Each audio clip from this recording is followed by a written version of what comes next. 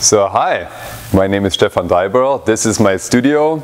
I moved to the United States about 10 years ago from Germany and went to graduate school in Boston and then worked as a management consultant in New York. And when I came down here to the northern coast of Florida, I really missed these urban, edgy, lofty art spaces. And so I built this deep and dark, large loft space for myself where I make my work. Welcome. 4 or 5 years ago, I had a pretty emotional time in my life, and I used to drive by these burnt down wooden fields in my area here where I live, and one day it just struck me that maybe I should go in there and cut down a tree and take all the branches and make a piece of art out of it.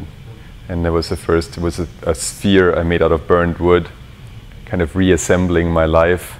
And that was the first piece of art I've made. And ever since then, I get a lot of inspiration from plants and animal life, the way things grow, and the colors of things.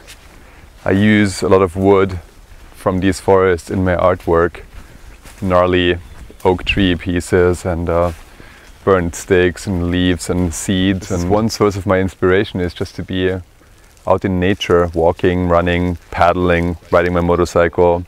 So, just wanted to show this to you. I thought that me as an artist, I really like to scream rather than to just talk about what I have to say. So I set up a camera and I took an image of myself screaming as a silhouette, and I'm going to use that image and transpose it onto a big black canvas.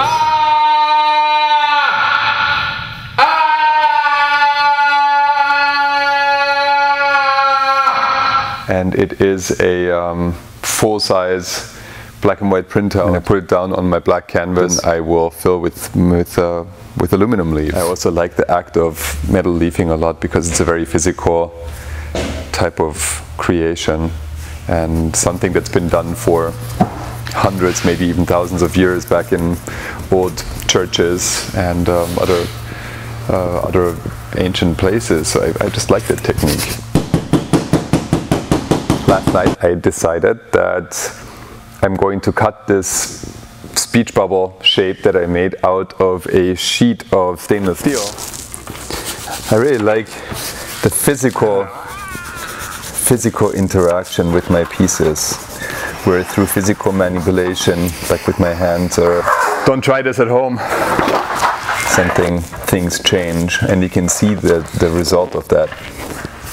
Whenever I look at a piece of art that I've made and I can see these recordings of my physical interaction with the piece, I tend to enjoy that because it almost serves like a diary to me, some kind of memory to the act of making this and the time when I made it.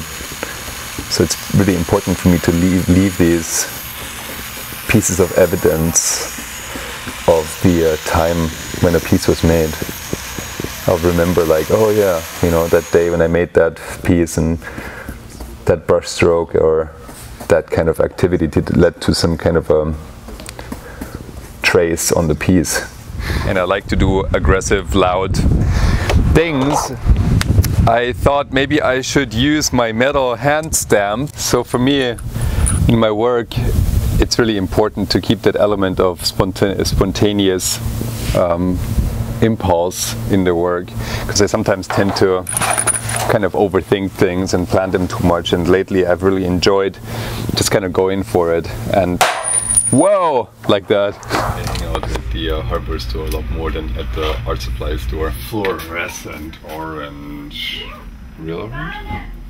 I could look at this for an hour just to figure out which orange to use. Or maybe it should be yellow after all.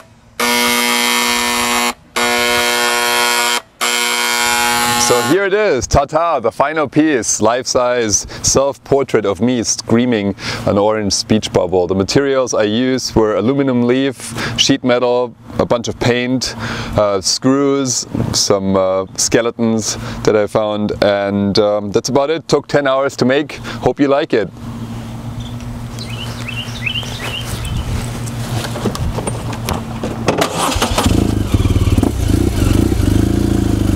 See you guys later.